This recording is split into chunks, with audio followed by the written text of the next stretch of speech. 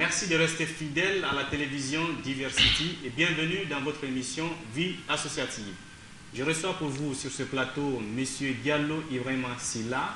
Il est le président de l'UDECO, entendez Union pour le développement de Koloma. Bienvenue M. Diallo. Bien, merci M. Ouri. Votre sentiment en vous retrouvant sur le plateau de Diversity TV? Un sentiment de plaisir et de satisfaction totale, dans la mesure où nous allons discuter beaucoup de choses. Voilà.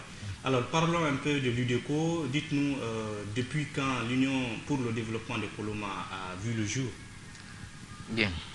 Pour cette grande partie que vous venez de poser comme la première question, je voudrais que l'UDECO, c'est, comme vous l'entendez, Union pour le développement de Koloma. Nous avons préféré pour un premier temps de garder le nom de Koloma dans l'ensemble parce que pour ceux qui connaissent, vous avez Koloma 1, Koloma 2 et Koloma Solo Primo. Donc vous aurez dans l'association des membres qui viennent un peu partout de ces trois quartiers. Et une union, c'est pour juste regrouper l'ensemble des jeunes afin qu'ils soient ensemble, qu'ils se connaissent et qu'ils puissent discuter des questions essentielles de leur quartier. Voilà. Une union qui vise donc à unifier les jeunes, si j'ai bien compris, de Koloma 1, Koloma 2, Koloma 3. Implicitement, dans la dénomination Union pour le développement de Koloma, on sous-entend peut-être comme premier objectif, bien entendu, le développement du quartier de Koloma. Mais est-ce que vous pouvez un peu revenir sur vos principaux objectifs un peu plus en détail? Bien, donc à ce niveau, je vous dirais, monsieur, que l'objectif visé d'abord, la première des choses, c'est l'unité.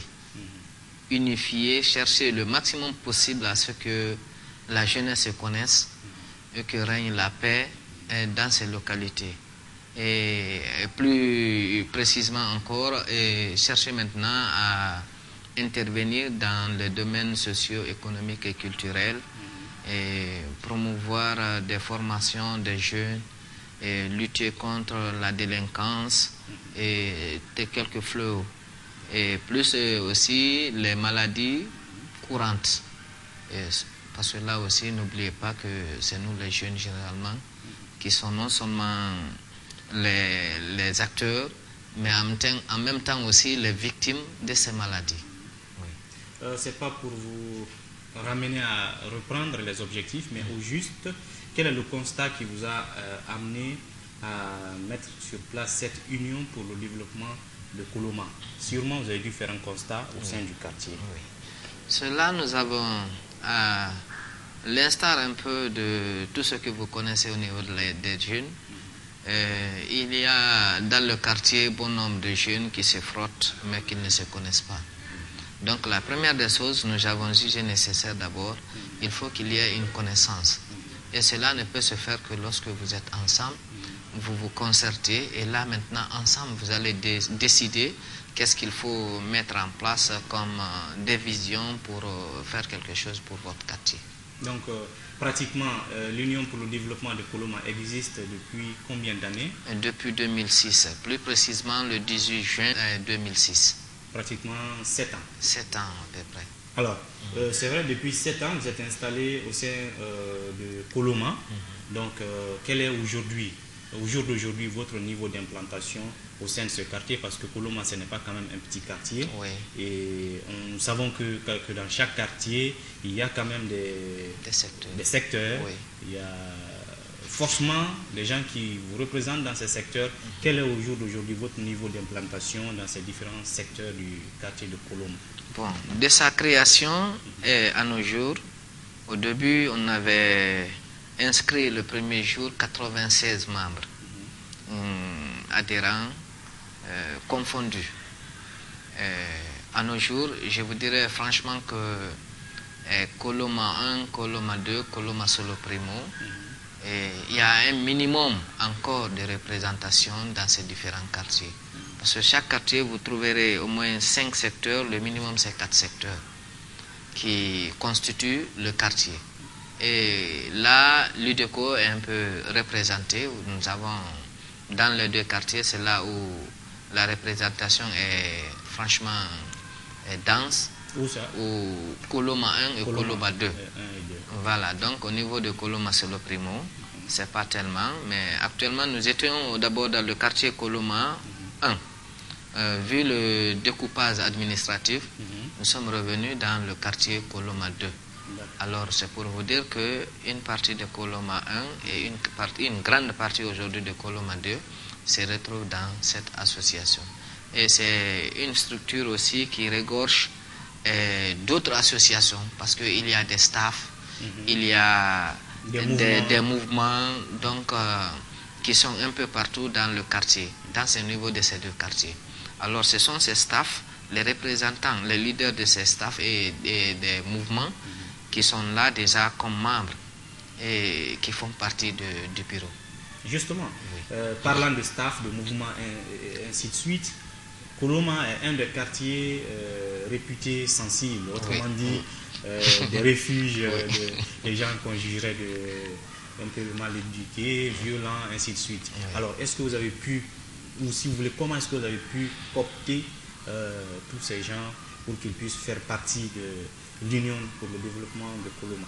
Là, je vous ramène un peu en arrière dans la mesure où vous avez avancé un mot pour dire que les gens jugent le quartier des gens mal incontrôlés ou bien qui sont tellement sensibles à autre chose. Oui, c'est ce qui se voit, parce que c'est une partie qu'on appelle communément Bambeto. Bon, dès qu'on dit Bambeto, c'est la partie Koloma 1, Dar es Salaam jusqu'à Anko 5, tout ça. Mais tout bien, parce que nous sommes à un lieu où c'est un grand carrefour. Ce n'est pas facile de contrôler. Donc à côté aussi, il y a le marché. Bon, c'est pas facile. Mais ce qui reste clair, c'est des jeunes, des habitants qui sont là-bas. Franchement, c'est des jeunes qui comprennent des choses, qui raisonnent aussi. Qui raisonnent. Voilà, c'est des jeunes que je ne qualifie pas du tout de ce que vous venez de dire. Alors, comment vous êtes arrivé à coopter tous ces gens, ces chefs de mouvement? Bon, c'est très simple pour celui qui connaît un peu les lieux. Et à travers les différentes associations, les contacts, les relations entre les jeunes, parce qu'il y a des jeunes qui ont fait plus de 30 ans de vie là-bas. Ils connaissent parfaitement quelques-uns dans les deux autres quartiers. Alors, partir vers eux pour au moins exprimer ses sentiments, vous comprendrez tout de suite que vous êtes dans les mêmes ondes. C'est ce qu'ils s'attendaient aussi. Mais comment le faire, peut-être c'est la différence ou bien c'est là où le problème se posait. Et tout de suite, vous aurez un ou deux, trois. À travers ces trois ou deux, ceux-ci aussi vont passer le message à d'autres personnes. Bien. Depuis 7 ans quand même, vous êtes en contact avec les jeunes de Koloma, bien entendu toute la population.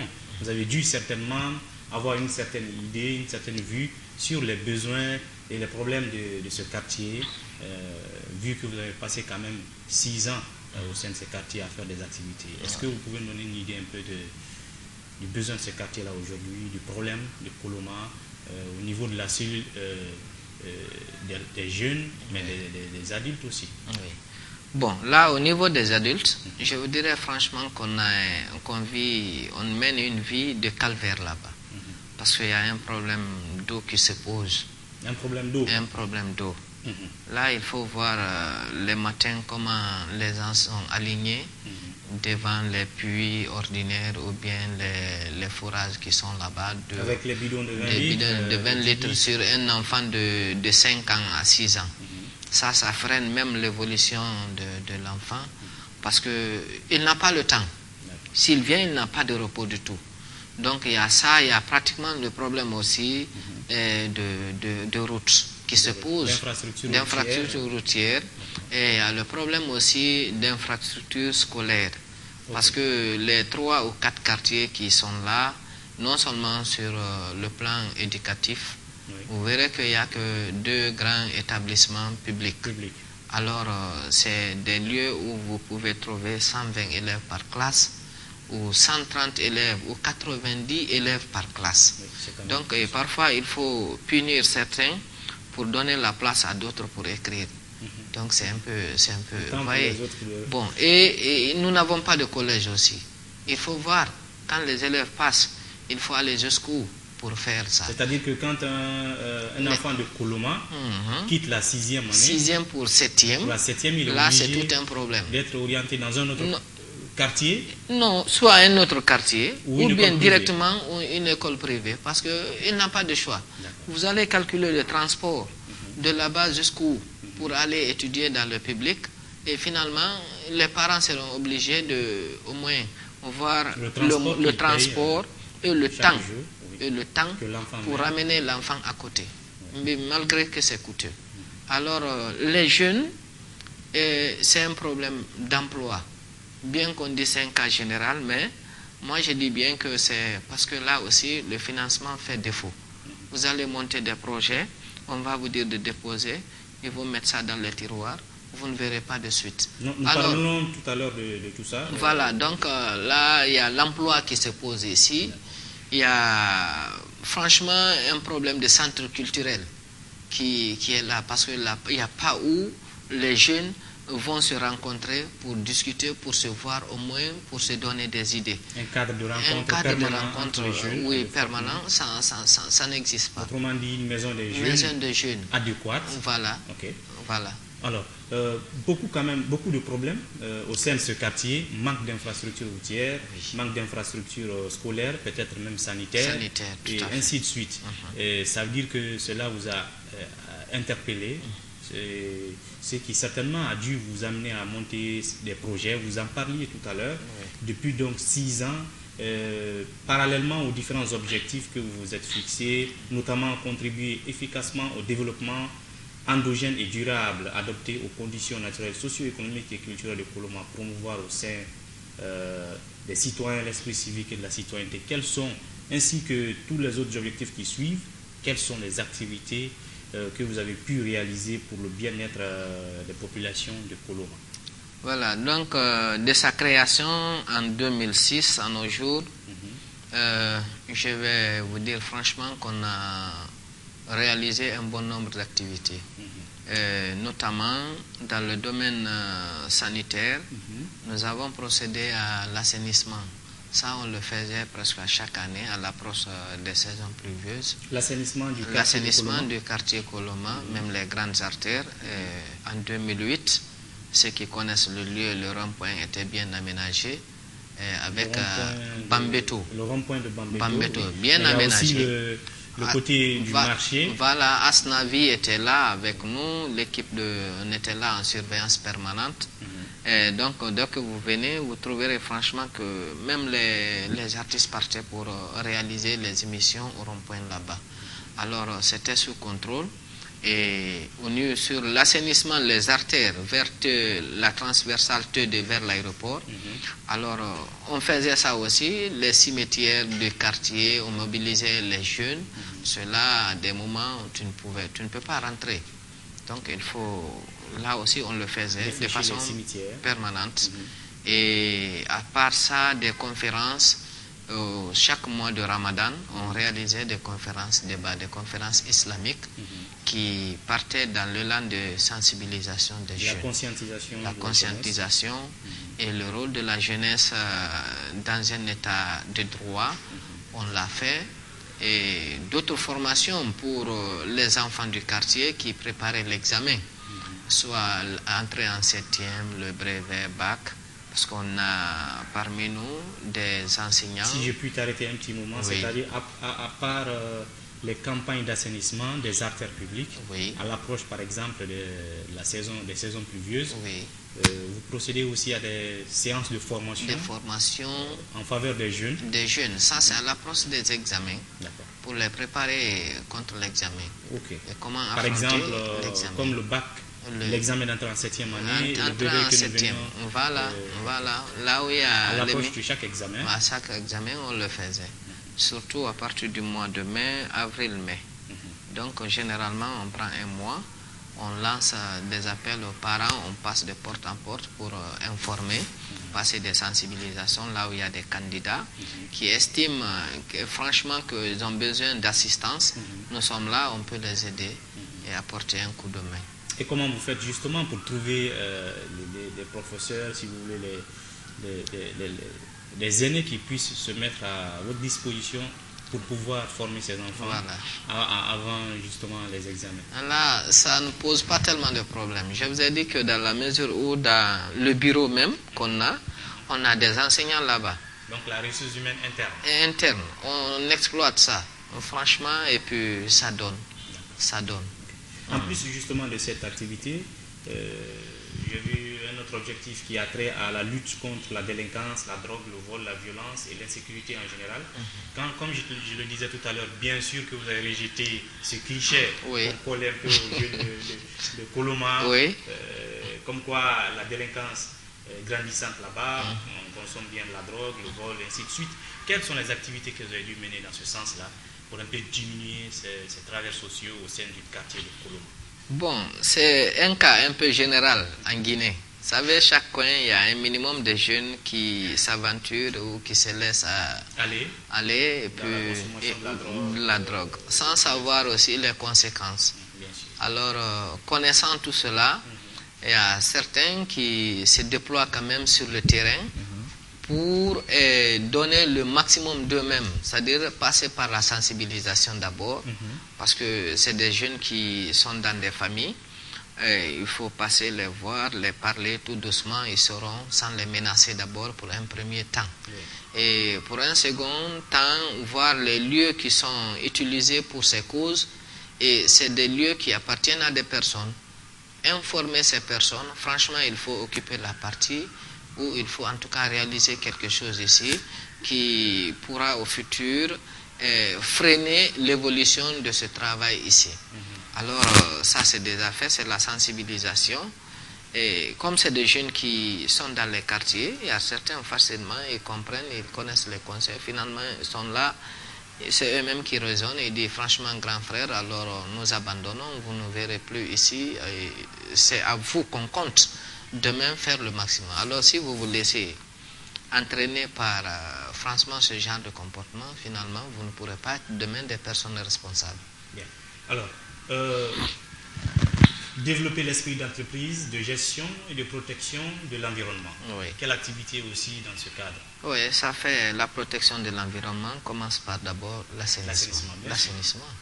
Il faut assainir pour non seulement protéger l'environnement, mais se protéger soi-même. Et si on parle de l'esprit d'entreprise? L'esprit d'entreprise, là, c'est de travailler ensemble, chercher à former des projets et créer, parce que l'État ne peut pas employer tout le monde, mais il peut contribuer à la formation de bon nombre de personnes. Alors ces personnes-là vont monter des projets et l'État va les appuyer dans le cadre du financement. Et s'ils sont financés, je crois bien, ils pourront se prendre en charge. Là, en ce moment, il y a l'esprit d'entreprise parce que là, vous avez créé, vous-même, vous vous êtes forcé pour créer non seulement, mais vous vous adonnez encore pour la réussite de l'entreprise. Je crois bien quand ça marche, et puis vous avez incité les jeunes de Koloma au lieu de s'asseoir, attendre l'État, à Taya, voilà, faire de la discuter dans le vide. Donc de réfléchir, monter des petits projets, ainsi de suite. Tout à fait. D'accord. En dernier lieu, lutter contre les maladies en général et le VIH, SIDA en particulier. Oui. C'est généralement pendant les saisons des pluies. Vous comprenez qu'avec la pluie, les enfants ne savent pas la gravité, qu'est-ce qu'ils attendent. Il faut toujours passer par les sensibilisations. Après les sensibilisations, chercher maintenant à ouvrir un cadre de dialogue entre les jeunes et chercher un peu partout dans les secteurs. Vous les appelez, vous vous retrouvez, alors vous partez, vous informez ça. Ça peut se faire dans les mosquées, ça peut se faire à l'occasion des cérémonies, ça peut se faire aussi là où les jeunes se retrouvent. Vous passez le message, là ça réduit quand même, parce que là, pendant la saison sèche, on peut jeter par exemple des ordures, on est habitué à mettre ça dans les caniveaux, dire que c'est pour l'État, c'est pour sans savoir que tu es à un micron de là-bas. Avant l'État, il y a toi-même d'abord. Qui est exposé à la maladie. Alors, les maladies sexuellement transmissibles, là, c'est la couche généralement de 15 ans jusqu'à 40 ans aujourd'hui qui est atteinte. Et là, franchement, il faut du jour le jour ou bien à tout moment répéter ce travail d'information, de sensibilisation et pour freiner un peu. Vous en avez fait quand même? Les langues. Oui, bien sûr, parce qu'il y a dans le bureau, le minimum, chacun, il y a des postes qui sont là. Et chacun est quand même habilité à faire un minimum en ce qui le concerne. Ça fait déjà un grand nombre d'activités pendant presque 5 ans d'existence. Et dites-nous, est-ce que au terme de toutes ces activités, on pourrait dire que vous avez vraiment atteint des résultats satisfaisants? Oui. Que les populations cibles étaient quand même contentes des résultats de vos activités sur le terrain? Bien, là, à ce niveau, je vous dirais franchement que pour nous, on ne peut pas atteindre à 100%. Mais les 80, les 75 ou 60% en ont reçu le maximum de ce que nous avions voulu. Et l'état d'âme des populations, quand je prends par exemple les campagnes d'assainissement des grandes artères, oui. Les campagnes de sensibilisation contre les maladies, ainsi de suite. Oui. Après, comment est-ce qu'elles se sont senties? Non, c'est une satisfaction, franchement, parce que là même de passage, ils vont dire, ah, il y a ça, dès que tu passes tout de suite, ils vont te pointer doigt, dire que c'est des gens là qui ont fait ça, c'est des gens là qui ont fait ça.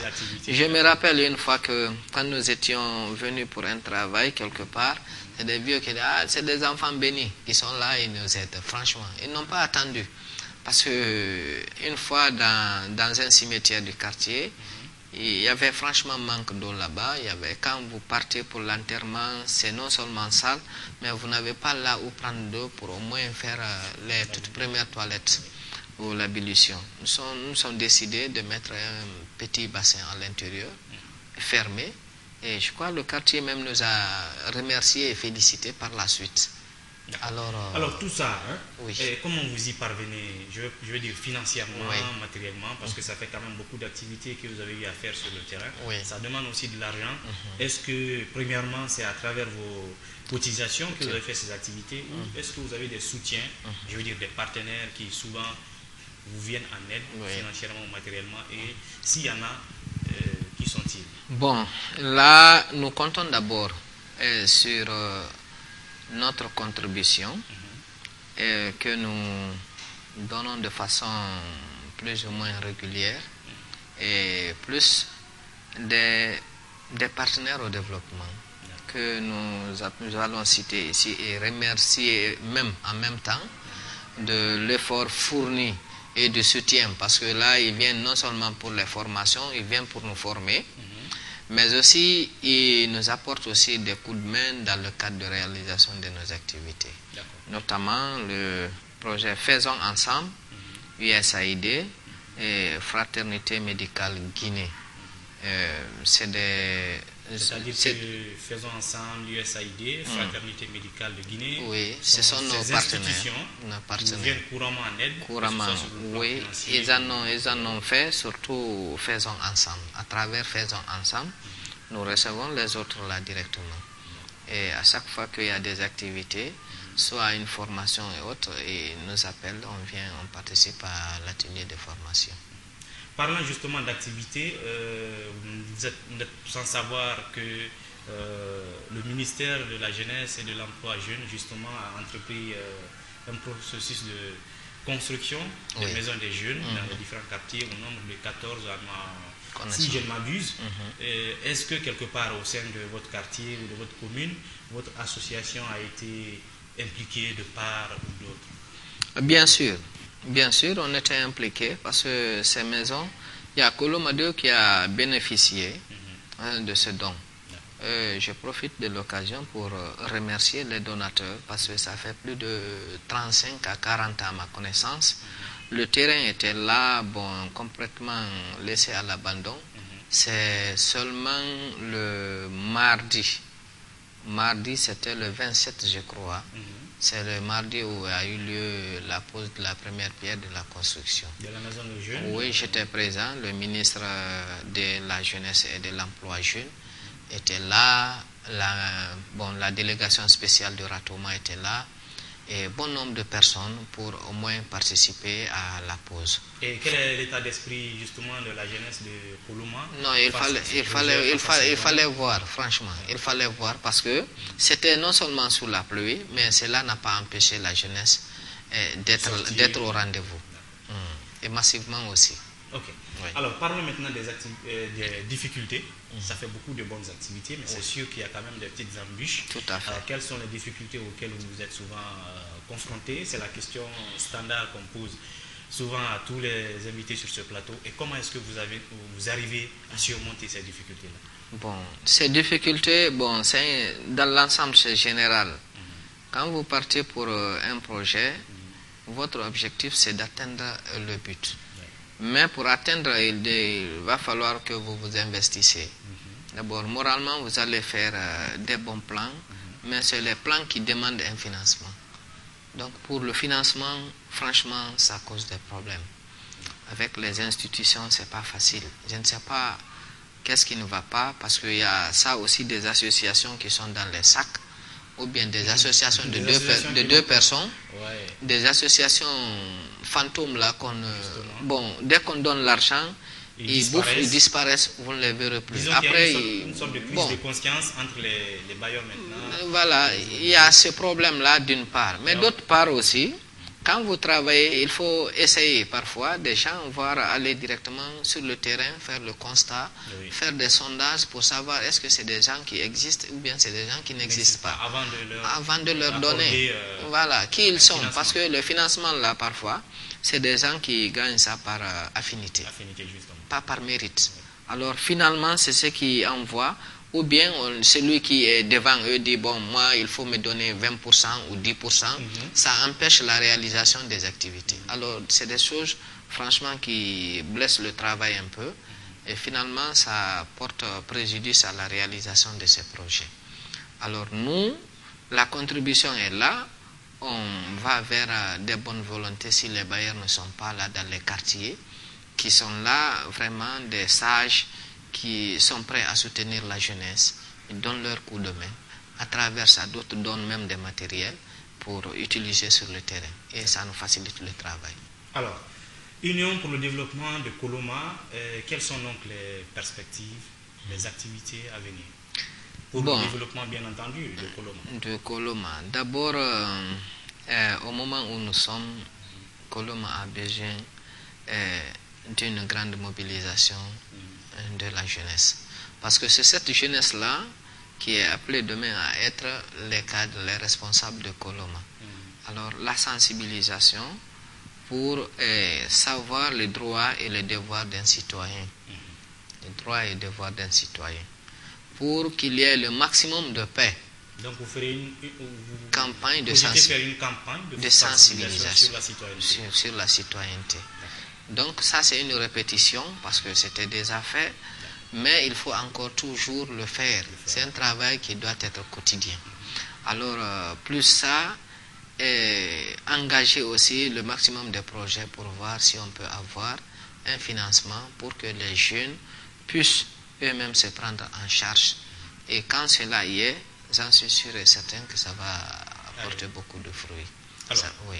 Un dernier mot donc pour les téléspectateurs et peut-être pour tous ceux qui veulent adhérer à votre association qui se trouve au sein de Koloma mais qui ne sait pas où vous trouvez. Donc là, je dirais que nous sommes dans le secteur 1 actuellement appelé secteur Coco-Bougny, juste en face du garage Berlier ou à côté du garage Berlier. La petite déviation qui est là-bas, le siège se trouve là-bas. La porte est grandiosement ouverte. Nous demandons que sans distinction, sans limite, nuit et jour, l'UDECO est disponible pour travailler. Et travailler avec les autres associations. Cela ne veut pas dire que même si vous êtes dans une autre association, vous pouvez être là, on peut harmoniser les idées et on travaille ensemble. Ça n'entrave pas. Donc il n'y a pas une question aussi de leadership, c'est nous. Donc pour aller dans les formations que nous bénéficions généralement, le responsable n'est pas le seul présent sur le terrain. Il va cette fois-ci, prochainement, c'est une autre personne, les membres vont, chacun d'eux vont... Il y a la démocratie. Voilà, il y a la démocratie. Okay. Alors, c'est un bureau qui est là, un bureau de 11 membres, vous allez comprendre. il y a 3 au moins dames dedans et 8. Et vous allez me permettre juste de faire une présentation. Voilà, il y a un président chargé de l'organisation, relations extérieures et formation, affaires sociales, et promotion des femmes, sport, culture, projets et investissements. 2 trésoriers, l'un est chargé des questions de fonds et l'autre est chargé des questions de collecte de fonds. Et il y a des conseillers de pénalité et discipline. Et voilà, c'est un peu la structure qu'on a mise en place pour que ça soit franchement de façon démocratique, pour que chacun de nous sache ce qui se passe.